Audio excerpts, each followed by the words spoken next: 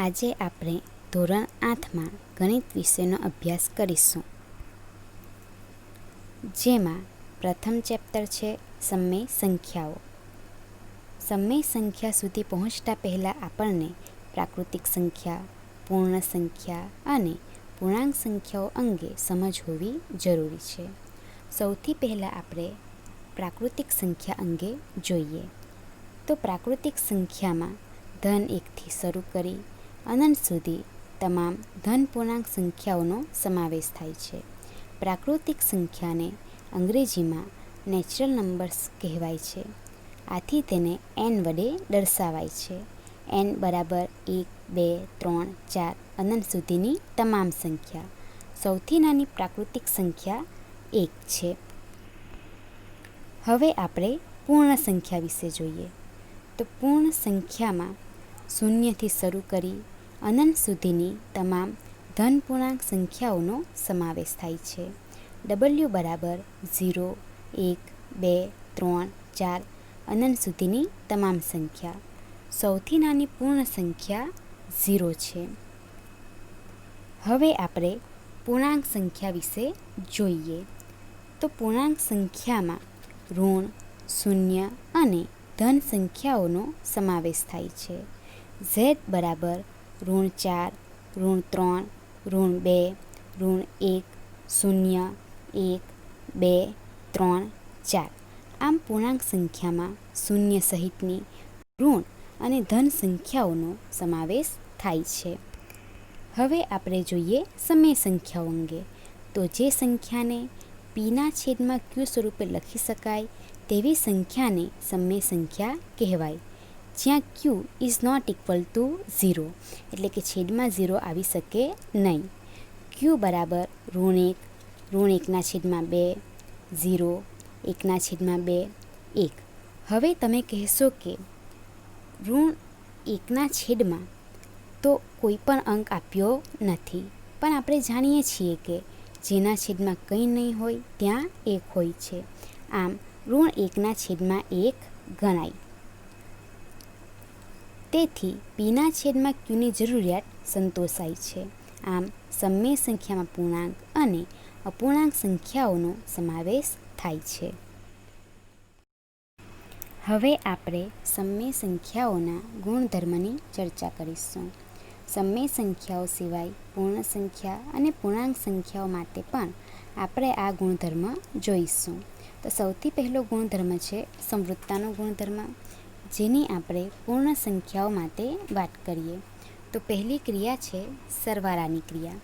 તેનું ઉદાહરણ છે 4 + 7 = 11. હવે અહીંયા 4 અને 7 એ બંને પૂર્ણ સંખ્યા છે અને આપણને જે જવાબ મળે છે 11 એ પણ પૂર્ણ સંખ્યા છે. એટલે કે ડાબી બાજુ પણ પૂર્ણ સંખ્યા અને જમણી બાજુ પણ પૂર્ણ સંખ્યા. આથી આપણે કહી શકીએ કે પૂર્ણ સંખ્યાઓ એ સરવાળાની ક્રિયા માટે સમવૃત્ત છે.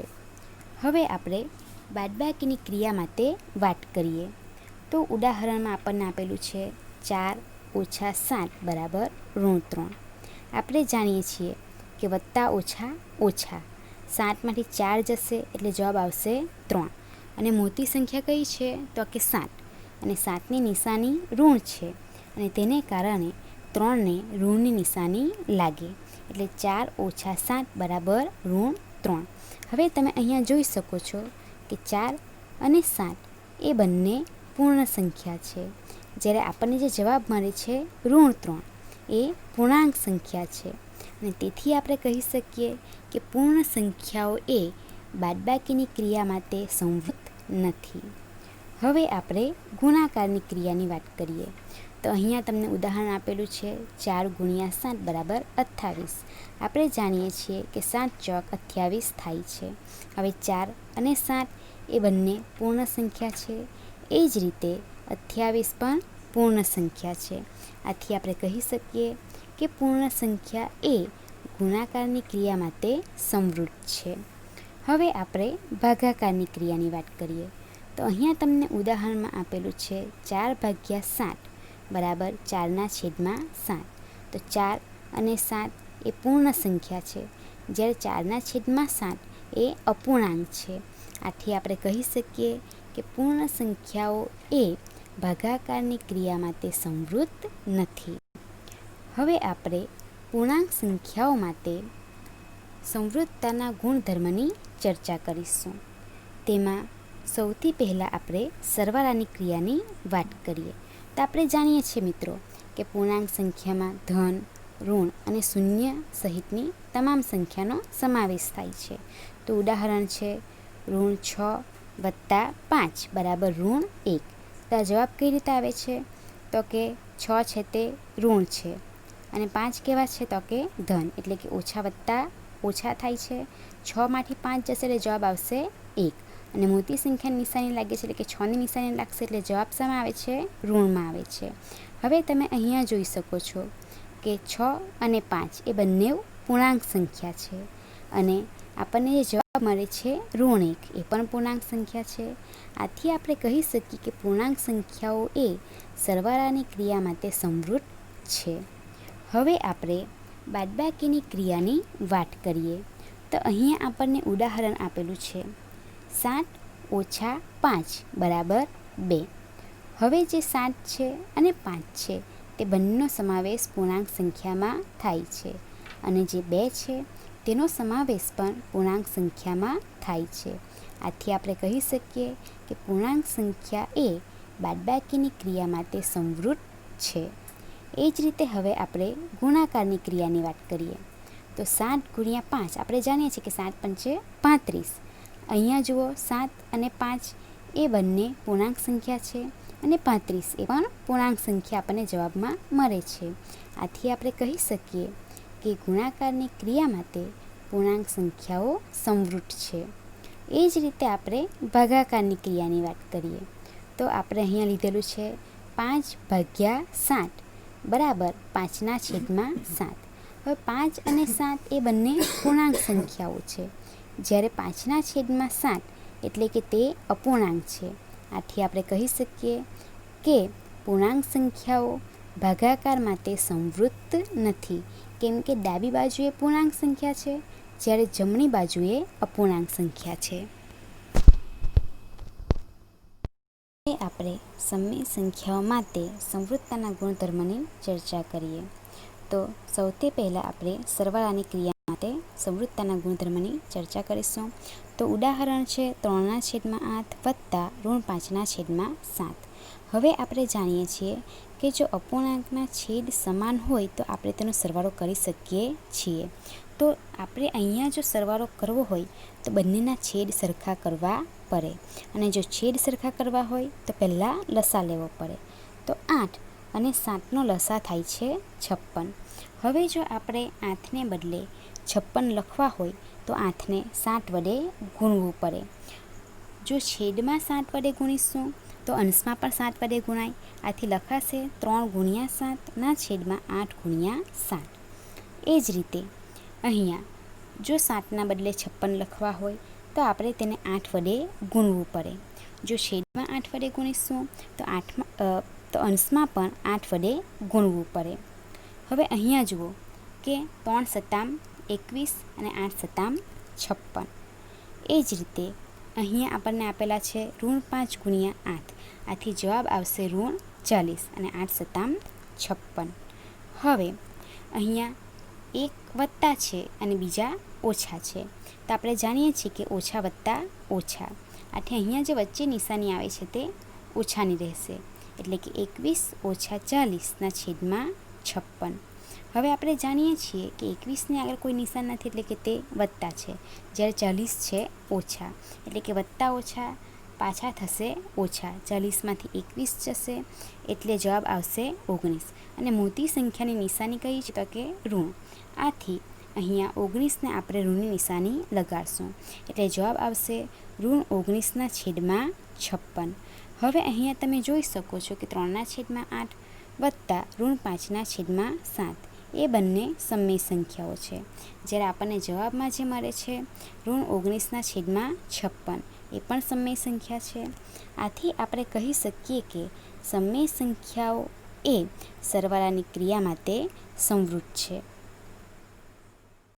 હવે આપણે સમય સંખ્યાઓમાં બાદબાકીની ક્રિયા માટે સમૃદ્ધતાના ગુણધર્મની ચર્ચા કરીએ. તો અહીંયા ઉદાહરણ આપેલું છે 5/8 ઓછા 4/5. અહીંયા બંનેના છેદ અલગ અલગ છે. આથી જો આપણે બાદબાકી કરવી હોય તો સૌથી પહેલાં બંનેના છેદ સરખા કરવા પડે. છેદ સરખા કરવા માટે આપણે પહેલાં લસા લેવો પડે. તો 8 અને 5નો લસા થાય છે 40. હવે જો અહીંયા આપણે 40 લાવવા હોય તો 8ને 5 વડે ગુણવું પડે. જો છેદમાં 5 વડે ગુણાય તો અંશમાં પણ 5 વડે ગુણાય. એ જ રીતે જો આપણે અહીંયા 40 લાવવા હોય તો 5ને 8 વડે ગુણવું પડે. જો છેદમાં 8 વડે ગુણાય તો અંશમાં પણ 8 વડે ગુણાય. હવે અહીંયા જોઈ શકો છો કે 5×5 = 25 અને 8×5 = 40. એ જ રીતે અહીંયા 8×4 = 32 અને 8×5 = 40. હવે આપણે બંનેના છેદ સરખા થઈ ગયા છે. આથી બાદબાકીની ક્રિયા કરી શકીએ છીએ. એટલે લખાશે 25 - 32 / 40. હવે 25 ધન છે જ્યારે 32 ઋણ છે. આથી ઓછા વત્તા ઓછા થશે. 32માંથી 25 બાદ કરીએ તો આપણને જવાબ મળે છે 60. અને મોટી સંખ્યા 32ની નિશાની ઋણ છે. આથી 60ની પણ નિશાની રહેશે ઋણ અને આપણને જવાબ મળે છે ઋણ 7/40. અહીંયા જે ઋણ 7/40 મળે છે તે સમય સંખ્યા છે અને 5/8 અને 4/5 એ પણ સમય સંખ્યા છે.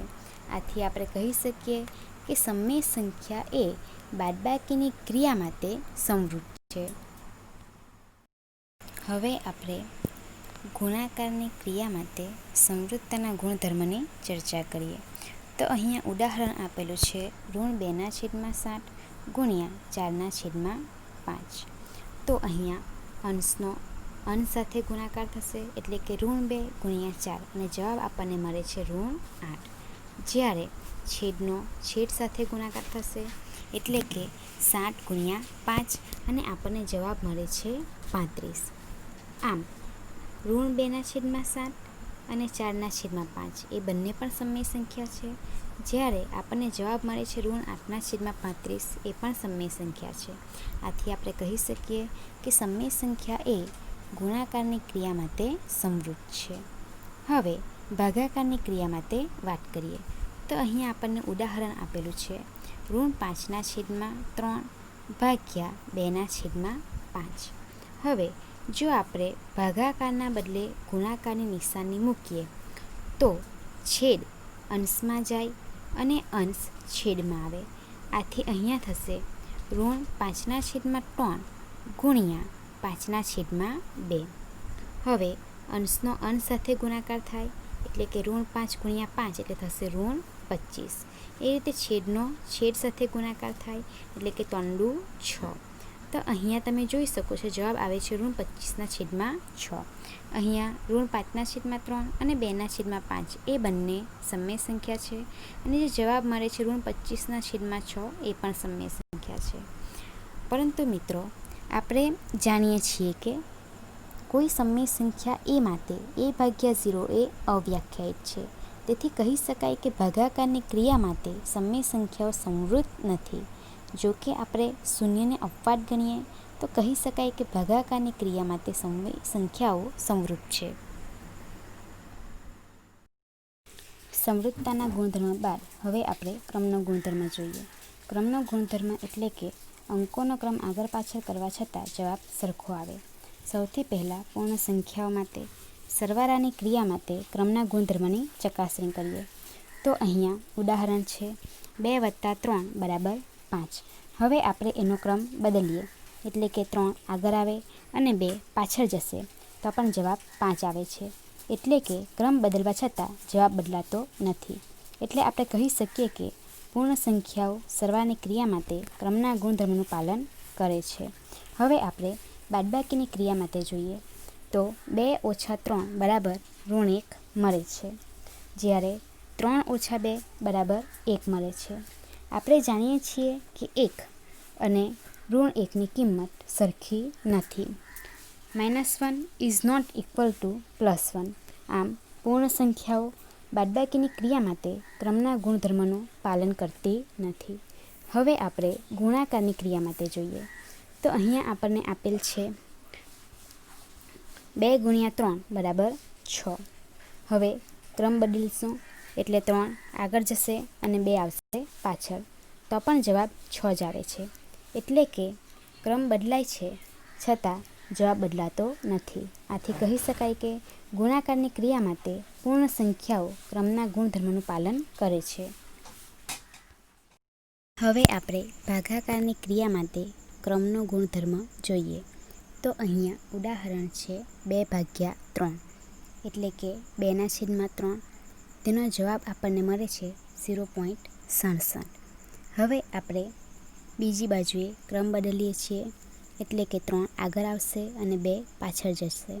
3/2 એટલે કે 3/2, જેનો જવાબ આવે છે 1.5. આ બંને કિંમત સરખી નથી, અલગ અલગ છે. આમ આપણે કહી શકીએ કે ભાગાકારની ક્રિયા માટે પૂર્ણ સંખ્યાઓ ક્રમના ગુણધર્મનું પાલન કરતી નથી. હવે આપણે પૂર્ણાંક સંખ્યાઓ માટે ક્રમનો ગુણધર્મ જોઈએ. તો સૌથી પહેલાં સરવાળાની ક્રિયા માટે ઉદાહરણ છે 5 + 0 અને આપણને જવાબ મળે છે 5. બીજી બાજુ આપણે 0ને આગળ લઈશું અને 5ને પાછળ, તો પણ આપણને જવાબ મળે છે 5. આમ ક્રમ બદલતા જવાબ બદલાતો નથી. આથી કહી શકાય કે પૂર્ણાંક સંખ્યાઓ સરવાળાની ક્રિયા માટે ક્રમના ગુણધર્મનું પાલન કરે છે. હવે આપણે બાદબાકીની ક્રિયા માટે જોઈએ. તો અહીંયા આપણને ઉદાહરણ આપ્યું છે 5 - 3, તો જવાબ મળે છે 2. સામેની બાજુએ 3 પહેલાં આવશે અને 5 પાછળ જશે. 3 - 5, તો આપણને જવાબ મળે છે -2. હવે આપણે જાણીએ છીએ કે ધન 2 અને ઋણ 2ની કિંમત સરખી નથી. ધન હંમેશા ઋણ કરતાં મોટો હોય છે. આથી આપણે કહી શકીએ કે પૂર્ણાંક સંખ્યાઓ બાદબાકીની ક્રિયા માટે ક્રમના ગુણધર્મનું પાલન કરતી નથી. હવે આપણે ગુણાકારની ક્રિયા માટે જોઈએ. તો આપણને અહીં આપ્યા છે 5 × 3, તો 5 × 15. હવે સામેની બાજુએ ક્રમ બદલાશે તો લખાશે 3 × 5, તો 3 × 55 થશે 15. એટલે કે ક્રમ બદલતા જવાબ બદલાતો નથી. બંને તરફ આપણને 15 જવાબ મળે છે. એટલે કહી શકાય કે પૂર્ણાંક સંખ્યાઓ ગુણાકારની ક્રિયા માટે ક્રમના ગુણધર્મનું પાલન કરે છે. એ જ રીતે હવે આપણે ભાગાકારની ક્રિયા માટે જોઈએ. તો 5/3 બરાબર જવાબ મળે છે 1.6. હવે સામેની તરફ આપણે ક્રમ બદલીશું, 3/5 કરીશું, તો આપણને જવાબ મળે છે 0.6. આમ બંને જવાબ અલગ અલગ છે. આથી આપણે કહી શકીએ કે ભાગાકારની ક્રિયા માટે પૂર્ણાંક સંખ્યાઓ ક્રમના ગુણધર્મનું પાલન કરતી નથી. હવે આપણે સમય સંખ્યા માટે ક્રમના ગુણધર્મની ચર્ચા કરીએ. સૌથી પહેલાં સરવાળાની ક્રિયા માટે જોઈએ. તો અહીંયા ઉદાહરણ આપેલું છે 2/3 + 5/7. સૌથી પહેલાં આપણે ડાબી બાજુની જ ગણતરી કરી દઈએ. તો અહીંયા છેદ બંનેના અલગ અલગ છે, તેથી આપણે લસા લઈશું. લસા આવશે 21. તો આપણે જાણીએ છીએ કે જો છેદમાં 7 વડે ગુણીશું તો અંશમાં પણ 7 વડે ગુણાશે. એટલે અહીંયા આવે છે જવાબ 14/21. એ જ રીતે જો અહીંયા 21 લાવવા માટે 7ને 3 વડે ગુણીએ તો 5ને પણ ઉપર 3 વડે ગુણાશે. એટલે અહીંયા જવાબ આવશે 15/21. હવે બંનેના છેદ સરખા થઈ ગયા છે. એટલે 14 + 15/21. અને 14 + 15 થાય છે 29. એટલે 29/21. હવે બીજી બાજુએ આપણે ગણતરી કરીએ તો 5/7 + 2/3. અહીં આપણે ડાબી બાજુની સરખામણી ક્રમને ઉલટાવી નાખ્યો છે. હવે અહીંયા પણ લસા લઈશું તો લસા છે 21. હવે અહીંયા 5 × 3 અને 7 × 3, કેમ કે છેદમાં પહેલાં આપણે 3 કરીએ તો અંશમાં પણ આપણે 3 વડે ગુણવું પડે. તો અહીંયા જવાબ આપણને મળે છે 15/21. એ જ રીતે અહીંયા 3 ગુણ્યા 7, તો ઉપર અંશમાં પણ 2 ગુણ્યા 7, અને તેને કારણે આપણને જવાબ મળે છે 14/21. હવે બંનેના છેદ સરખા થઈ ગયા છે, આથી અંશમાં આપણે સરવાળો કરી શકીએ. તો 15 + 14/21, તો આપણને જવાબ મળે છે 29/21. હવે અહીંયા તમે જોઈ શકો છો કે બંને સંખ્યા સરખી છે, કે બંને બાજુ આપણને 29/21 જવાબ મળે છે. એટલે કે ક્રમ ઉલટાવ્યો હોવા છતાં પણ જવાબ સરખો મળે છે. આથી કહી શકાય કે સમય સંખ્યાઓ એ સરવાળાની ક્રિયા માટે ક્રમના ગુણધર્મનું પાલન કરે છે. હવે બાદબાકી માટે ક્રમના ગુણધર્મની ચર્ચા કરીએ. તો અહીં આપણને રકમમાં આપેલું છે 2/3 ઓછા 5/4. સામેની બાજુએ આપણે ક્રમ ઉલટાવશું એટલે થશે 5/4 ઓછા 2/3. હવે અગાઉની જેમ જ અહીંયા પણ આપણે પહેલાં ડાબી બાજુની ગણતરી જોઈ લઈશું, ત્યારબાદ જમણી બાજુની.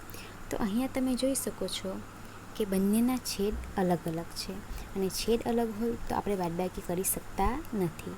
આથી સૌથી પહેલાં છેદ સરખા કરવા માટે આપણે લસા લેવો પડે. તો 3 અને 4નો લસા છે 12. હવે જો આપણે અહીંયા છેદમાં 12 લાવવા હોય તો 3ને 4 વડે ગુણીશું. છેદમાં 4 વડે ગુણાય એટલે કે અંશમાં પણ 4 વડે ગુણાશે. તો લખાશે 2 ગુણ્યા 4 ના છેદમાં 3 ગુણ્યા 4. એ જ રીતે અહીંયા પણ જો આપણે છેદમાં 12 લાવવા હોય તો 4ને 3 વડે ગુણવા પડે. જો છેદમાં 3 વડે ગુણાય તો અંશમાં પણ 3 વડે ગુણાશે. હવે અહીંયા 2 ગુણ્યા 4 એટલે કે 8, અને 4 ગુણ્યા 3 એટલે કે 12. તો 8/12. એ જ રીતે 5 તાલી 15 અને 4 તાલી 12. તો અહીંયા લખાય છે 8/12 ઓછા 15/12. હવે આપણે અહીંયા બાદબાકી કરી શકીએ છીએ. તો 8 ઓછા 15. તો મિત્રો અહીંયા 8 એ વત્તા છે અને 15 એ ઓછા છે. વત્તા ઓછા થશે ઓછા. 15માંથી 8 જાય તો જવાબ આવશે 7, અને મોટી સંખ્યાની નિશાની ઋણ છે એટલે અહીંયા ઋણની નિશાની લાગુ પડશે. હવે આપણે જમણી બાજુની વાત કરીએ. તો અહીંયા પણ બંનેના છેદ અલગ અલગ છે. છેદ અલગ છે તો તેને માટે આપણે લસા લઈશું. લસા લઈએ તો જવાબ આવે છે 12. હવે અહીંયા 12 લાવવા માટે આપણે 4ને 3 વડે ગુણીએ તો અંશને પણ આપણે 3 વડે ગુણીશું. એ જ રીતે 3ને 4 વડે ગુણીએ તો 2ને પણ 4 વડે ગુણીશું. તો આપણને 5 તાલી મળે છે 15 અને 4 તાલી 12 ઓછા 4 દુ 8 અને 4 તાલી 12. હવે 15/12 ઓછા 8/12. છેદ સરખો થઈ ગયો છે એટલે આપણે બંનેની બાદબાકી કરી શકીએ. તો 15 ઓછા 8/12 એમ થાય તો આપણને જવાબ મળશે 15માંથી 8 જશે એટલે મળશે આપણને 7. 7/12.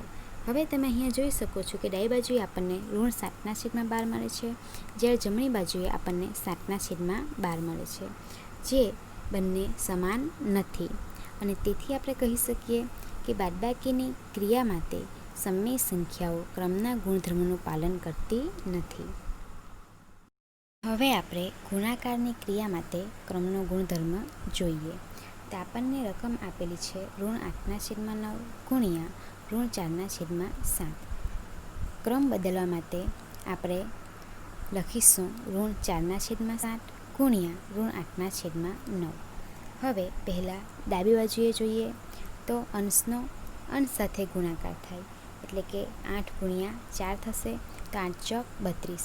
હવે આપણે જાણીએ છીએ કે જો ગુણાકારની ક્રિયામાં બેકી સંખ્યામાં ઋણની નિશાની આવે તો આપણે ધનની નિશાની લખીએ છીએ.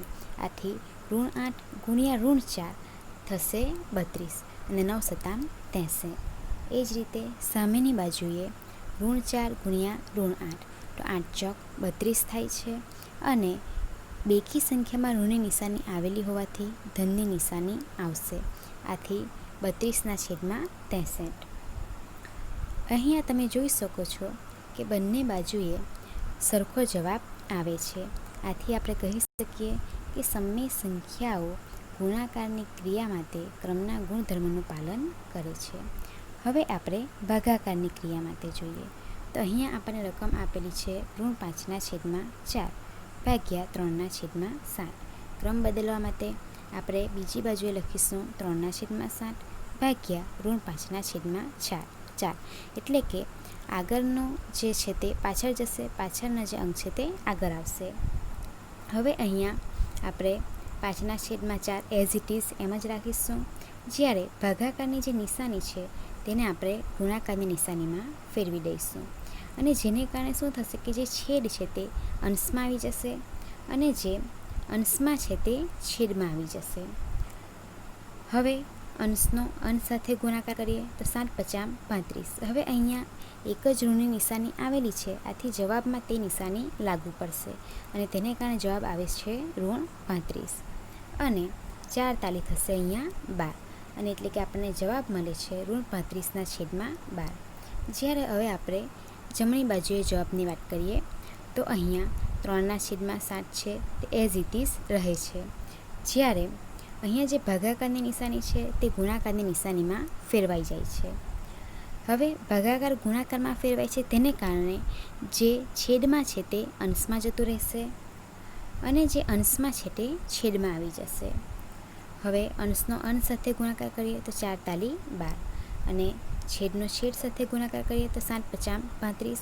હવે એક જ અંકને ઋણની નિશાની અહીંયા લાગુ પડેલી છે અને તેને કારણે જવાબમાં પણ ઋણની નિશાની લાગુ પડશે.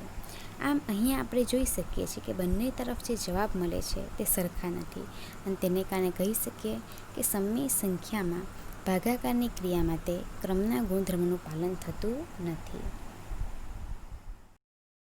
સંવૃત્તા અને ક્રમના ગુણધર્મ બાદ હવે આપણે જૂથનો ગુણધર્મ જોઈએ. સૌથી પહેલાં પૂર્ણ સંખ્યાઓ માટે જૂથનો ગુણધર્મ જોઈશું. તો સરવાળાની ક્રિયામાં ઉદાહરણ છે 2 + (3+5) ડાબી બાજુએ 3+5નું જૂથ છે, જ્યારે જમણી બાજુએ 2+3નું જૂથ છે.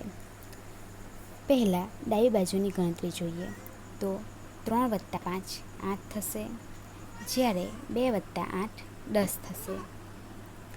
જ્યારે જમણી બાજુએ 2+3 5 થશે અને 5+5 10 થશે. આમ બંને બાજુએ આપણને સરખો જવાબ મળે છે. આમ પૂર્ણ સંખ્યાઓ સરવાળાની ક્રિયા માટે જૂથના ગુણધર્મનું પાલન કરે છે. હવે આપણે બાદબાકીની ક્રિયા માટે આ ગુણધર્મની ચકાસણી કરીએ. તો બાદબાકીની ક્રિયામાં ડાબી બાજુએ 3 અને 5નું જૂથ છે, જ્યારે જમણી બાજુએ 2 અને 3નું જૂથ છે.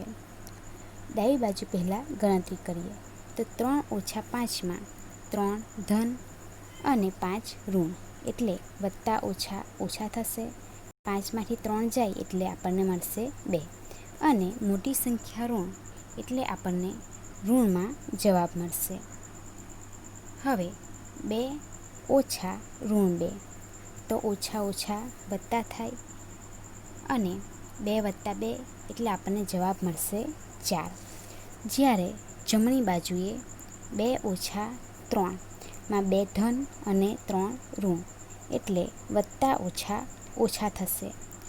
3માંથી 2 જાય એટલે આપણને 1 મળે, અને મોટી સંખ્યા 3ની નિશાની ઋણ હોવાથી જવાબ ઋણ 1 રહેશે. હવે ઓછા ઓછા વત્તા થશે એટલે કે 1 અને 5 6 થાય. મોટી સંખ્યાની નિશાની લાગે એટલે ઋણ 6. હવે તમે જોઈ શકો છો કે અહીંયા બંને તરફ મળતા જવાબ અલગ અલગ છે. આથી કહી શકીએ કે બાદબાકીની ક્રિયા માટે પૂર્ણ સંખ્યામાં જૂથના નિયમનું પાલન થતું નથી.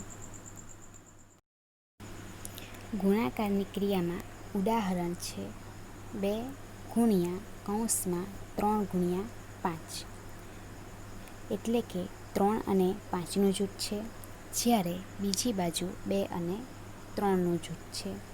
ડાબી બાજુની ગણતરી જોઈએ તો 3 × 5 એટલે આપણને મળશે 15, જ્યારે 2 × 15 એટલે કે જવાબ આવશે 30. હવે જમણી બાજુએ જોઈએ તો 2 × 3 એટલે કે આપણને મળે છે 6, જ્યારે 6 ગુણ્યા 5 એટલે કે જવાબ આપણને મળશે 30. આમ બંને બાજુએ સરખા જવાબ મળે છે. તેથી કહી શકાય કે ગુણાકારની ક્રિયા માટે પૂર્ણ સંખ્યાઓ જૂથના નિયમનું પાલન કરે છે. ભાગાકારની ક્રિયામાં ઉદાહરણ છે 2 ભાગ્યા કૌંસમાં 3 ભાગ્યા 5 કૌંસ પૂરો, એટલે કે 3 અને 5નું જૂથ છે. બીજી બાજુ 2 અને 3નું જૂથ છે. ડાબી બાજુની ગણતરી પહેલાં કરીએ તો 3 ભાગ્યા 5 આપણને આપેલા છે, પરંતુ જો આપણે ભાગ્યાને ગુણ્યામાં ફેરવીએ તો છેદ છે તે અંશમાં જશે અને જે અંશ છે તે છેદમાં જશે, એટલે બનશે 2 ગુણ્યા 5ના છેદમાં 3. હવે અંશનો અંશ સાથે ગુણાકાર થાય એટલે 2 ગુણ્યા 5 એટલે આપણને જવાબ મળશે 10 અને 10ના છેદમાં આવશે 3. હવે 10 ભાગ્યા 3 કરીએ તો જવાબ આવે છે 3.33. હવે જમણી બાજુની ગણતરી જોઈએ તો 2 ભાગ્યા 3 તેને આપણે લખીએ તો 2ના છેદમાં 3 લખાય, ભાગ્યા 5 2ના છેદમાં 3. હવે આપણે આ ભાગાકારને જો ગુણાકારમાં ફેરવીએ તો અંશ છેદમાં જતો રહે અને તેથી લખાશે 2ના છેદમાં 3 ગુણ્યા 1ના છેદમાં 5. હવે અંશનો અંશ સાથે ગુણાકાર અને છેદનો છેદ સાથે ગુણાકાર, તો 2 ગુણ્યા 1 એટલે 2 અને 3 ગુણ્યા 5 એટલે 15, એટલે કે 2 ભાગ્યા 15 કરીએ તો આપણને જવાબ મળે છે 0.13. હવે તમે અહીંયા જોઈ શકો છો કે બંને બાજુ આપણને અલગ અલગ જવાબ મળે છે. આથી કહી શકીએ કે ભાગાકારની ક્રિયા માટે પૂર્ણ સંખ્યા જૂથના નિયમનું પાલન કરતી નથી. હવે પૂર્ણાંક સંખ્યાઓ માટે જૂથનો ગુણધર્મ જોઈએ તો સરવાળાની ક્રિયામાં ઉદાહરણ છે -2 વત્તા કૌંસમાં -4 વત્તા 3 કૌંસ પૂરો, એટલે કે -4 અને 3નું જૂથ છે. જ્યારે જમણી બાજુ -2 અને -4નું જૂથ બનાવેલું છે. પહેલાં ડાબી બાજુની ગણતરી જોઈએ તો -4 વત્તા 3 એટલે ઓછા વત્તા ઓછા થાય, 4માંથી 3 જાય એટલે જવાબ 1 આવે અને મોટી સંખ્યાની નિશાની ઋણ લાગુ પડે, એટલે કે -1 આવશે. હવે -2 ઓછા 1 એટલે કે 2 અને 1 3 થાય, કેમ કે ઓછા ઓછા વત્તા અને મોટી સંખ્યાની નિશાની ઋણ છે એટલે આપણને -3 જવાબ મળે. જમણી બાજુની વાત કરીએ તો -2 વત્તા -4 તો ઓછા ઓછા વત્તા થાય, 2 અને 4 6 થાય અને મોટી સંખ્યાની નિશાની ઋણ એટલે જવાબ આવશે -6. હવે -6 વત્તા 3 તો 6માંથી 3 જાય તો આપણને મળશે 3 અને મોટી સંખ્યાની નિશાની ઋણ લાગશે એટલે જવાબ આવશે -3. આમ અહીંયા આપણે જોઈ શકીએ છીએ કે બંને તરફ જવાબ સરખા મળે છે. આથી કહી શકાય કે સરવાળાની ક્રિયા માટે પૂર્ણાંક સંખ્યાઓ જૂથના નિયમનું પાલન કરે છે. હવે આપણે બાદબાકીની ક્રિયા માટે જૂથના ગુણધર્મની ચર્ચા કરીએ તો અહીંયા ઉદાહરણ આપેલું છે 5 ઓછા કૌંસમાં 7 ઓછા 3 કૌંસ પૂરો. હવે અહીંયા 7 અને 3નું જૂથ છે, જ્યારે જમણી બાજુએ 5 અને 7નું જૂથ છે. સૌથી પહેલાં ડાબી બાજુની ગણતરી કરીએ તો 7 ઓછા 3 એટલે આપણને જવાબ મળે છે 4. હવે 5માંથી 4 બાદ થશે એટલે આપણને જવાબ મળે છે 1. એ રીતે જમણી બાજુએ જોઈએ તો 5 ઓછા 7 તો અહીંયા 5 છે તે ધન છે, જ્યારે 7 છે તે ઋણ છે, એટલે વત્તા ઓછા ઓછા થશે. 7માંથી 5 જાય એટલે જવાબ આપણને મળશે 2 અને મોટી સંખ્યા 7 તેની નિશાની ઋણ છે તે અહીંયા લાગી એટલે આવશે -2. હવે -2 ઓછા 3 એટલે કે ઓછા ઓછા વત્તા 2 અને 3નો સરવાળો થશે જવાબ આપણને મળે છે 5 અને મોટી સંખ્યાની નિશાની ઋણ લાગશે એટલે કે -5. હવે આપણે અહીં જોઈ શકીએ છીએ કે બંને તરફ મળતા જવાબ અલગ અલગ છે. આથી આપણે કહી શકીએ કે બાદબાકીની ક્રિયા માટે પૂર્ણાંક સંખ્યાઓ જૂથના નિયમનું પાલન કરતી નથી. હવે ગુણાકારની ક્રિયામાં જોઈએ તો આપણને ઉદાહરણ આપેલું છે 5 ગુણ્યા કૌંસમાં -7 ગુણ્યા -3 કૌંસ પૂરો. એટલે કે અહીંયા -7 અને -3નું જૂથ છે, જ્યારે જમણી બાજુએ 5 અને -7નું જૂથ છે. પહેલાં ડાબી બાજુની ગણતરી જોઈએ તો અહીંયા 7 પણ ઋણ છે અને 3 પણ ઋણ છે, એટલે કે ઓછા ઓછા વત્તા થઈ જશે અને 7 તાલી 21, એટલે કે આપણને અહીંયા ધન 21 જવાબ મળે છે. હવે 5 ગુણ્યા 21 કરીશું તો આપણને જવાબ મળે છે 105. જ્યારે બીજી બાજુ જોઈએ તો અહીંયા આપણને આપેલા છે 5 ગુણ્યા -7 અને આપણે જાણીએ છીએ કે જો એકી સંખ્યામાં ઋણની નિશાની આવે તો ગુણાકારની ક્રિયામાં ઋણ નિશાની લાગે, એટલે 7 × 5 = 35 થશે અને અહીંયા આપણને -35 જવાબ મળે છે. હવે -35 ગુણ્યા -3 તો 35 તાલી 105 અને અહીંયા બેકી સંખ્યામાં ઋણની નિશાની આપેલી છે એટલે જવાબ ધન આવશે, એટલે કે ધન 105. તો અહીં આપણે જોઈ શકીએ છીએ કે બંને તરફ મળતા જવાબ સરખા છે. આથી આપણે કહી શકીએ કે ગુણાકારની ક્રિયામાં પૂર્ણાંક સંખ્યાઓ જૂથના નિયમનું પાલન કરે છે. હવે આપણે ભાગાકારની ક્રિયામાં જોઈએ તો ભાગાકારની ક્રિયાનું ઉદાહરણ છે કૌંસમાં -10/2 કૌંસ પૂરો ભાગ્યા -5, એટલે કે અહીંયા -10 અને 2નું જૂથ છે, જ્યારે બીજી બાજુ આપણને 2 અને -5નું જૂથ આપેલું છે. હવે અહીંયા -10/2 કરીએ તો આપણને જવાબ મળશે -5 અને આ જે -5 છે તે અહીંયા બેઠા મૂકવા પડશે. હવે અહીંયા -5/5 એટલે આપણને જવાબ મળશે 1. તે જ રીતે બીજી બાજુએ જોઈએ, એટલે કે જમણી બાજુએ તો અહીંયા જે -10 છે તે અહીંયા બેઠા મૂકીશું. પહેલાં કોષમાંનો આપણે જે ગણતરી છે તે કરી નાખીએ તો 2/5 એટલે કે 2/5. હવે -10 છે તે અહીંયા બેઠા જ મૂકીશું અને જે ભાગાકારની નિશાની છે તેને ફેરવીએ ગુણાકારની નિશાનીમાં, તો જે છેદ છે તે જશે અંશમાં અને જે અંશ છે તે જશે છેદમાં. હવે આપણે અહીંયા જોવા મળે છે કે -10 ગુણ્યા -5/2, તો અહીંયા અંશનો અંશ સાથે ગુણાકાર થાય તો 10 × 50 અને બેકી સંખ્યામાં ઋણની નિશાની છે એટલે તે ધનમાં ફેરવાશે, એટલે કે આપણને ધન 50 અહીંયા મળે છે અને છેદમાં જોવા મળે છે 2. 50/2 એટલે આપણને જવાબ મળે છે અહીંયા 25. હવે તમે જોઈ શકો છો કે બંને તરફના જે જવાબ છે તે અલગ અલગ છે અને તેથી આપણે કહી શકીએ કે ભાગાકારની ક્રિયા માટે પૂર્ણાંક સંખ્યાઓ જૂથના ગુણધર્મનું પાલન કરતી નથી. હવે આપણે સમય સંખ્યા માટે જૂથના ગુણધર્મની ચર્ચા કરીએ તો અહીંયા સરવાળાની ક્રિયામાં ઉદાહરણ છે -2/3 વત્તા કૌંસમાં 5/3 વત્તા -5/3. તો અહીંયા ડાબી બાજુએ 5/3 અને -5/3નું જૂથ બને છે, જ્યારે જમણી બાજુએ -2/3 અને 5/3નું જૂથ બને છે. સૌથી પહેલાં આપણે ડાબી બાજુની ગણતરી કરી નાખીએ. તેમાં પણ જે કૌંસની બહાર છે તેને આપણે એઝ ઇટ ઇઝ જ રાખીશું, જ્યારે કૌંસમાંની ગણતરી આપણે પહેલાં કરી નાખીએ. તો અહીંયા તમે જોઈ શકો છો કે 5/3 વત્તા -5/3માં બંનેના છેદ સરખા છે. આથી આપણે તેનો સરવાળો કે બાદબાકી કરી શકીએ. હવે અહીંયા વત્તા અને ઓછા આપેલા છે, આથી વત્તા ઓછા થશે ઓછા.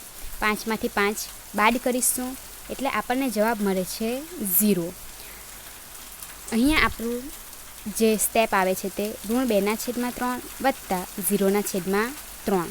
હવે -2 વત્તા 0 થશે -2, એટલે કે -2/3 એ આપણો જવાબ છે. હવે જમણી બાજુની ગણતરી જોઈએ તો અહીંયા ઋણ 2/3 વત્તા 5/3 એ બંનેમાં પણ છેદ સમાન છે. આથી આપણે બાદબાકી કે સરવાળો કરી શકીશું. હવે ઋણ 2 વત્તા 5/3. અહીંયા તમે જોઈ શકો છો કે એક ઋણ છે અને બીજું ધન છે. આથી વત્તા ઓછા થશે ઓછા. 5માંથી 2 બાદ થશે એટલે આપણને જવાબ મળશે 3. અને મોટી સંખ્યા નિશાની ધન છે એટલે આપણને જવાબ મળશે ધન 3.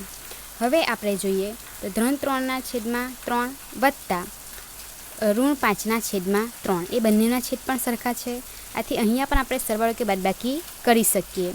તો વચ્ચેની જે નિશાની છે તે પાછું એક ધન ને એક ઋણ. આથી વત્તા ઓછા થશે ઓછા. 3 ઓછા 5/3. હવે અહીંયા 5માંથી 3 બાદ થશે એટલે આપણને જવાબ મળશે 2. અને મોટી સંખ્યા નિશાની ઋણ છે. આથી આપણે જવાબ મળે છે તે ઋણ 2/3. અહીંયા તમે જોઈ શકો છો કે બંને તરફ મળતા જે જવાબ છે તે સરખા છે. આથી આપણે કહી શકીએ કે સમય સંખ્યાઓ સરવાળાની ક્રિયા માટે જૂથના ગુણધર્મનું પાલન કરે છે. બાદબાકીની ક્રિયામાં ઉદાહરણ છે ઋણ 2/3 ઓછા કૌંસમાં 5/3 ઓછા ઋણ 5/3. એટલે કે અહીંયા 5/3 અને ઋણ 5/3નું જૂથ છે. જ્યારે જમણી બાજુએ ઋણ 2/3 અને 5/3નું જૂથ છે. સૌથી પહેલાં ડાબી બાજુની ગણતરી જોઈએ તો કૌંસની બહાર જે આપેલ છે ઋણ 2/3 તે એઝ ઇટ ઇઝ રહે છે. જ્યારે આપણે કૌંસમાંની ગણતરી પહેલાં કરીએ તો અહીંયા તમે જોઈ શકો છો કે બંનેના છેદ સમાન છે. આથી આપણે અંશમાં સરવાળો કે બાદબાકી કરી શકીએ. હવે અહીંયા ઓછા ઓછા આપેલા છે એટલે ઓછા ઓછા થશે વત્તા. 5 વત્તા 5 થશે 10. તો અહીંયા આપણને જવાબ મળે છે 10/3. હવે આપણે ઋણ 2/3 ઓછા 10/3ની ગણતરી કરવી હોય તો બંનેના છેદ સરખા છે. આથી પાછો અંશમાં આપણે સરવાળો કે બાદબાકી કરી શકીશું. તો -2 અને -10. ઓછા ઓછા થશે વત્તા. 10 ને 2 થશે 12. અને મોટી સંખ્યાની નિશાની ઋણ છે. આથી આપણે અહીં લખીશું ઋણ 12/3. હવે આપણે જમણી બાજુની ગણતરી કરીએ તો જમણી બાજુએ આપણને આપેલા છે કૌંસમાં ઋણ 2/3 ઓછા 5/3. તો અહીંયા પણ છેદમાં બંને અંક સરખા છે. આથી આપણે અંશમાં સરવાળો કે બાદબાકી કરી શકીએ. ઋણ 2 અને -5. તો ઓછા ઓછા થશે વત્તા. એટલે કે આપણને જવાબ મળે છે 2 + 5 7. અને મોટી સંખ્યા નિશાની ઋણ છે. આથી જવાબ રહેશે ઋણ 7/3. હવે આપણે અહીંયા જોઈએ તો કૌંસની બહાર આપણને આપેલા છે ઓછા ઋણ 5/3. તો ઓછા ઓછા થશે વત્તા. એટલે આપણને અહીંયા મળે છે વત્તા 5/3. હવે આપણે આની ગણતરી કરીએ તો ઋણ 7/3 વત્તા 5/3. તો અહીંયા પણ બંનેના છેદ સરખા છે. આથી અંશમાં સરવાળો કે બાદબાકી કરી શકીશું. તો ઋણ 7 વત્તા 5 એટલે કે ઓછા વત્તા ઓછા. 7માંથી 5 જશે એટલે આપણને જવાબ મળશે 2. અને મોટી સંખ્યાની નિશાની છે ઋણ. એટલે આપણો જે જવાબ છે તેમાં આવશે ઋણ 2/3. હવે તમે અહીંયા જોઈ શકો છો કે બંને તરફ જે આપણને જવાબ મળે છે તે સરખા નથી. આથી આપણે કહી શકીએ કે સમય સંખ્યાઓ બાદબાકી માટે જૂથના ગુણધર્મનું પાલન કરતી નથી. હવે આપણે ગુણાકારની ક્રિયા માટે જૂથના ગુણધર્મની ચર્ચા કરીએ તો આપણને ઉદાહરણ આપેલું છે ઋણ 7/3 ગુણ્યા કૌંસમાં 5/4 ગુણ્યા 2/9. એટલે કે ડાબી બાજુએ 5/4 અને 2/9નું જૂથ બને છે. જ્યારે જમણી બાજુએ ઋણ 7/3 અને 5/4નું જૂથ બને છે. હવે અહીંયા ઋણ 7/3 કે જે કૌંસની બહાર આપેલા છે તે એઝ ઇટ ઇઝ રહેશે. જ્યારે કૌંસની ગણતરી આપણે પહેલાં કરી નાખીએ તો અહીંયા આપણને આપેલા છે 5/4 ગુણ્યા 2/9. તો અહીંયા તમે જોઈ શકો છો કે અંશમાં 2 છે જ્યારે છેદમાં 4 છે. આથી આપણે છેદમાં જે 4 છે તેના ભાગ પાડીશું 2 ગુણ્યા 2. તો તેનો 2 અને ઉપરનો 1 2 કટ થશે. હવે અહીંયા ગણતરી જોઈએ તો 5 ગુણ્યા અહીંયા કંઈ નથી એટલે કે 1. તો 5 એકા 5. તો તે આપણે અહીંયા લખ્યા છે. જ્યારે નીચે 2 ગુણ્યા 9. તો તે થશે 18, જે આપણે અહીંયા છેદમાં લખ્યા છે. હવે આપણે ઋણ 7/3 ગુણ્યા 5/18ની ગણતરી કરીએ. તો અંશમાં ઋણ 7 ગુણ્યા 5 એટલે કે 7×5 = 35, અને એકી સંખ્યામાં ઋણની નિશાની છે એટલે તે લાગુ પડશે, એટલે અહીંયા જવાબ આવશે ઋણ 35. હવે છેદની ગણતરી જોઈએ તો 3 ગુણ્યા 18, તો 18 તારી થાય છે 54, તો એ આપણને તે અહીંયા આપ્યા છે, એટલે આપણો જવાબ આવે છે ઋણ 35/54. હવે જમણી બાજુની ગણતરી જોઈએ તો ઋણ 7/3 ગુણ્યા 5/4, તો 7×5 થશે 35, અને એકી સંખ્યામાં ઋણની નિશાની છે એટલે તે લાગુ પડશે, એટલે ઋણ 35. હવે છેદમાં વાત કરીએ તો 3 ચોક થશે અહીંયા 12, જે આપણને આપેલા છે. હવે આપણે ઋણ 35/12 ગુણ્યા 2/9ની ગણતરી જોઈએ. તો અહીંયા અંશમાં આપણને આપેલા છે 2, છેદમાં આપણને આપેલા છે 12, તો 12ના ભાગ પડશે 6 ગુણ્યા 2, તો તે 2 અને ઉપરના 2 કટ થશે. આથી અહીંયા ઉપરની તરફ આપણને જોવા મળે છે ઋણ 35, અહીંયા કંઈ નથી એટલે કે 1, તો ઋણ 35 ગુણ્યા 1 એટલે કે ઋણ 35.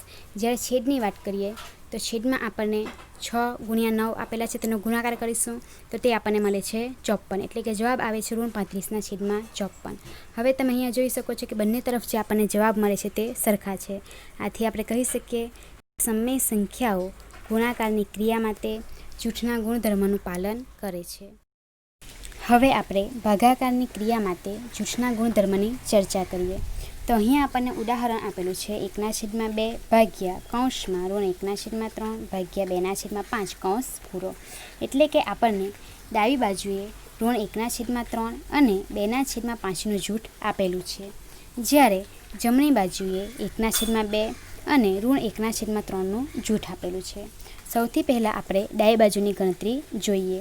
તો 1/2 જે કૌંસની બહાર આપેલા છે તેને આપણે એઝ ઇટ ઇઝ જ રાખીશું, જ્યારે કૌંસમાંની ગણતરી પહેલાં જોઈએ. તો આપણને અહીંયા આપેલા છે ઋણ 1/3 ભાગ્યા 2/5. તો સૌથી પહેલાં જે ભાગાકારની નિશાની છે તેને ગુણાકારની નિશાનીમાં ફેરવીશું. આથી જે અંશમાં છે તે છેદમાં જશે, જે છેદમાં છે તે અંશમાં જશે.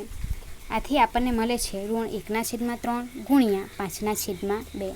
હવે અંશનો અંશ સાથે ગુણાકાર કરીશું અને છેદનો છેદ સાથે. તો ઋણ 1 ગુણ્યા 5 એટલે આપણને મળે છે ઋણ 5, અને 3 ગુણ્યા 2 એટલે કે આપણને મળે છે 6. એટલે કે આપણને અહીંયા મળે છે 1/2 ભાગ્યા ઋણ 5/6. હવે પાછા અહીંયા જે ભાગાકાર નિશાની છે તેને ગુણાકારમાં ફેરવીશું.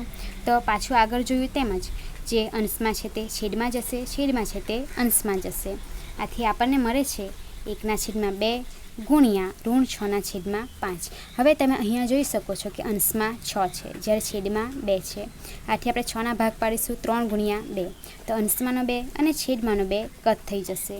એટલે અંશમાં આપણને મળે છે 1 ગુણ્યા 3, તો 1 ગુણ્યા 3 અહીંયા થશે 3, અને જે અહીંયા જે ઓછા નિશાની છે તે પણ અહીંયા લાગુ પડશે, એટલે કે જવાબ મળે છે ઋણ 3. જ્યારે છેદમાં આપણને અહીંયા મળે છે 1 ગુણ્યા 5, એટલે અહીંયા આપણને મળે છે 5. આમ આપણો જવાબ અહીંયા છે ઋણ 3/5. હવે જમણી બાજુની ગણતરી જોઈએ. તો અહીંયા આપણને આપેલા છે 1/2 ભાગ્યા ઋણ 1/3. તો અહીંયા પણ જે ભાગાકારની નિશાની છે તેને આપણે ફેરવીશું ગુણાકારની નિશાનીમાં. આથી જે અંશમાં છે તે છેદમાં જશે, અને જે છેદમાં છે તે અંશમાં આવશે. એટલે આપણને અહીંયા મળે છે 1/2 ગુણ્યા ઋણ 3/1. હવે અંશનો અંશ સાથે ગુણાકાર અને છેદનો છેદ સાથે. તો 1 ગુણ્યા ઋણ 3 એટલે અહીંયા આપણને મળે છે ઋણ 3, અને 2 ગુણ્યા 1 એટલે આપણને અહીંયા મળે છે 2. એટલે કે આપણી પાસે અહીંયા છે ઋણ 3/2 ભાગ્યા 2/5. હવે પાછું અહીંયા પણ ભાગાકારને આપણે ગુણાકારમાં ફેરવીશું. આથી જે અંશમાં છે તે છેદમાં જશે, અને છેદમાં છે તે અંશમાં જશે. તો આપણને અહીંયા મળે છે ઋણ 3/2 ગુણ્યા 5/2. હવે અંશનો અંશ સાથે ગુણાકાર અને છેદનો છેદ સાથે ગુણાકાર. તો ઋણ 3 ગુણ્યા 5 એટલે આપણને અહીંયા મળે છે ઋણ 15, અને 2 ગુણ્યા 2 એટલે આપણને અહીંયા મળે છે 4. અહીંયા તમે જોઈ શકો છો કે બંને તરફ આપણને જે જવાબ મળે છે તે અલગ અલગ છે. આથી આપણે કહી શકીએ કે સમય સંખ્યાઓ ભાગાકારની ક્રિયા માટે જૂથના ગુણધર્મનું પાલન કરતી નથી. અત્યાર સુધી આપણે જે પણ નિયમો અને ગુણધર્મની ચર્ચા કરી તે અનુસાર હવે આપણે દાખલા ગણીશું. તો ઉદાહરણ 1 છે 3/7 વત્તા ઋણ 6/11 વત્તા ઋણ 8/21 વત્તા 5/22. હવે આપણને લસા લેવામાં સરળતા રહે તે અનુસાર અહીંયા આપણે ક્રમના અને જૂથના ગુણધર્મનો ઉપયોગ કરી જૂથ બનાવીશું. તો પહેલું જૂથ આપણે બનાવીએ છીએ 3/60 વત્તા -8/21નું. તે જ રીતે આપણે બીજું જૂથ બનાવીએ છીએ -6/11 અને 5/22નું. અહીંયા તમે જોઈ શકો છો કે 7 અને 21નો લસા લેવામાં આપણને સરળતા રહેશે. એ જ રીતે 11 અને 22નો લસા લેવામાં પણ આપણને સરળતા રહેશે. હવે આપણે અહીંયા જો સરવાળો કે બાદબાકી કરવું હોય તો પહેલાં લસા લેવો પડશે, કેમ કે બંનેના છેદ અલગ અલગ છે. હવે જો લસા લઈએ તો 7 અને 21નો લસા આવશે 21. હવે જો અહીંયા આપણે 21 લાવવા હોય તો 7ને 3 વડે ગુણવા પડે. જો આપણે છેદમાં 3 વડે ગુણીએ તો અંશમાં પણ 3 વડે ગુણીશું. એ જ રીતે અહીંયા જો આપણે છેદમાં 21 લાવવા હોય તો ઓલરેડી 21 આપણને આપેલા જ છે, એટલે આપણે 21ને 1 વડે ગુણીશું. જો છેદમાં 1 વડે ગુણાય તો અંશમાં પણ સ્વાભાવિક છે કે 1 વડે ગુણાશે, એટલે કે -8 × 1. હવે બીજા જૂથની વાત કરીએ તો અહીંયા આપણે છેદમાં લાવવાના છે 22, તો 11 × 2 એ તો જવાબ આવશે 22. જ્યારે છેદમાં 2 વડે ગુણેલા છે તો અંશમાં પણ આપણે 2 વડે ગુણીશું, એટલે અંશમાં થશે -6 × 2. હવે અહીંયા તો ઓલરેડી 22 આપણને આપેલા જ છે છેદમાં, આથી આપણે 22 × 1 કરીશું અને અંશમાં પણ 1 વડે ગુણાશે એટલે આવશે 5 × 1. હવે આપણે જે ગુણાકાર થયો છે તેનો જવાબ જોઈએ તો 3 તાલી 9 અને 7 તાલી 21. -8 × 1 એટલે -8 અને 21 એકા 21. એ જ રીતે -6 × 2 એટલે -12, 11 દુ 22, 5 એકા 5 અને 22 એકા 22. તો અહીંયા બધાના છેદ સરખા થઈ ગયા છે, તેથી આપણે સરવાળો કરી શકીશું. તો અહીંયા 9/21 વત્તા -8/21, તો વત્તા ઓછા થશે ઓછા. તો અહીંયા આપણને 9 - 8/21 જોવા મળે છે.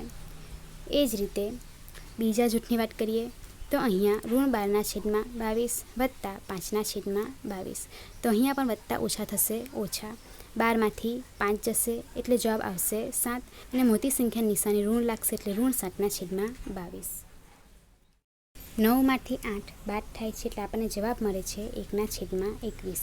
તે જ રીતે બીજા જૂથનો આપણને જવાબ મળેલો છે -7/22. હવે જો આપણે આ બંને વચ્ચે સરવાળો કે બાદબાકી કરવું હોય તો બંનેના છેદ સરખા હોવા જોઈએ, પરંતુ બંનેના છેદ સમાન નથી. માટે પહેલાં આપણે છેદ સરખા કરવા માટે લસા લઈશું. તો 21 અને 22નો લસા છે 462. હવે જો આપણે અહીંયા 462 લાવવા હોય તો 21ને 22 વડે ગુણવું પડે. જો આપણે છેદમાં 22 વડે ગુણીશું તો અંશમાં પણ 22 વડે ગુણાશે. એ જ રીતે આપણે અહીંયા જો 462 લાવવા હોય તો 22ને 21 વડે ગુણવું પડે. જો 22ને 21 વડે ગુણીશું તો અંશમાં પણ આપણે -7ને 21 વડે ગુણીશું. તો હવે આપણે ગુણાકાર જોઈએ તો 22 એકા 22 અને 21 × 22 એટલે 462. એ જ રીતે -7 × 21 એટલે કે -147 અને 22 × 21 એટલે કે 462. હવે બંનેના છેદ સરખા થઈ ગયા છે, તેથી આપણે અંશમાં બાદબાકી કે સરવાળો કરી શકીએ. તો 22 વત્તા -147, તો ઓછા વત્તા થશે ઓછા, એટલે 22 - 147/462. હવે 22 - 147, તો અહીંયા 22 ધન છે અને 147 ઋણ છે, એટલે વત્તા ઓછા ઓછા. 147માંથી 22 બાદ થશે એટલે આપણને જવાબ મળશે 125 અને મોટી સંખ્યા નિશાની ઋણ છે એટલે જવાબ રહેશે -125 અને છેદમાં આવશે 462. હવે આપણે ઉદાહરણ 2 જોઈએ, જેની રકમ છે -4/5 ગુણ્યા 3/7 ગુણ્યા 15/16 ગુણ્યા -14/9. હવે આપણને ભાગ ઉડાડવામાં સરળતા રહે તે અનુસાર આપણે ક્રમના અને જૂથના ગુણધર્મનો ઉપયોગ કરી જૂથ બનાવશું. તો પહેલું જૂથ છે -4/5 ગુણ્યા 15/16. એ જ રીતે બીજું જૂથ છે 3/7 ગુણ્યા -14/9. હવે અહીંયા તમે જોઈ શકો છો કે અંશમાં -4 આપેલા છે, જ્યારે અહીંયા છેદમાં 16 છે. તો 16ના આપણે ભાગ પાડીશું 4 × 4, તો અંશમાંનો 4 અને છેદમાંનો 4 કટ થઈ જશે. એ જ રીતે અહીંયા આપણને આપેલા છે 15 અને છેદમાં આપણને આપેલા છે 5. તો 15ને આપણે ભાગ પાડીએ 5 તાલી 15. તો અંશમાંનો 5 અને છેદમાંનો 5 કટ થઈ જશે. હવે આપણે બીજા જૂથની ચર્ચા કરીએ. તો તેમાં આપણને આપેલા છે અંશમાં 3 અને છેદમાં છે 9. તો અહીંયા 9ના ભાગ પડશે 3 તાલી 9. તો અંશમાંનો 3 અને છેદમાંનો 3 કટ થશે. એ જ રીતે અહીંયા આપણને અંશમાં આપેલા છે -14 અને છેદમાં આપણને આપેલા છે 7. 14ના ભાગ પાડીએ 7 દુ 14. તો અંશમાંનો 7 અને છેદમાંનો 7 કટ થશે. હવે આપણે આગળની ગણતરી જોઈએ. તો અહીંયા 4 કટ થઈ ગયા છે અને આગળ ઋણની નિશાની છે એટલે અહીંયા કહેવાશે -1. -1 ગુણ્યા 3 એટલે આપણને અહીંયા જોવા મળે છે -3. હવે છેદનો ગુણાકાર જોઈએ. તો અહીંયા કંઈ જ નથી એટલે કહેવાશે છેદમાં 1. 1 ગુણ્યા 4 એટલે અહીંયા છેદમાં આપણને મળે છે 4. હવે બીજા જૂથની ગણતરી જોઈએ. તો અહીંયા અંશમાં કંઈ નથી એટલે કહેવાશે 1. 1 ગુણ્યા -2 એટલે આપણને અહીંયા મળે છે -2. એ જ રીતે અહીંયા છેદમાં કંઈ નથી એટલે કહેવાશે 1. 1 ગુણ્યા 3 એટલે આપણને અહીંયા છેદમાં મળે છે 3. હવે આપણે અંશનો અંશ સાથે અને છેદનો છેદ સાથે ગુણાકાર કરીએ. એટલે કે -3 ગુણ્યા -2 છેદમાં 4 ગુણ્યા 3. તો હવે અહીંયા 3 ગુણ્યા 2 એટલે કે 6 મળશે. અને ગુણાકારની ક્રિયામાં જો બેકી સંખ્યામાં ઋણની નિશાની આવે તો તે ધન થઈ જાય એટલે આપણને મળશે -6. એ જ રીતે 4 તાલી આપણને મળે છે અહીંયા 12 એટલે કે આપણને મળે છે 6ના છેદમાં 12. હવે અહીંયા 12ના ભાગ પડશે 6 ગુણ્યા 2 એટલે અંશમાંનો 6 અને છેદમાંનો 6 કટ થશે એટલે આપણને અહીંયા મળે છે 1ના છેદમાં 2 જે આપણો જવાબ છે. આ 2 દાખલા તમારે હોમવર્કમાં કરવાના છે. ક્રમના અને જૂથના ગુણધર્મનો ઉપયોગ કરી તેના ઉકેલ લાવવાના છે. હવે પછીના વિડીયોમાં આપણે શૂન્યની ભૂમિકા, એકની ભૂમિકા, વિરોધી સંખ્યા, વ્યસ્ત સંખ્યા અને સ્વાધ્યાય 1.1 વિશે ચર્ચા કરીશું.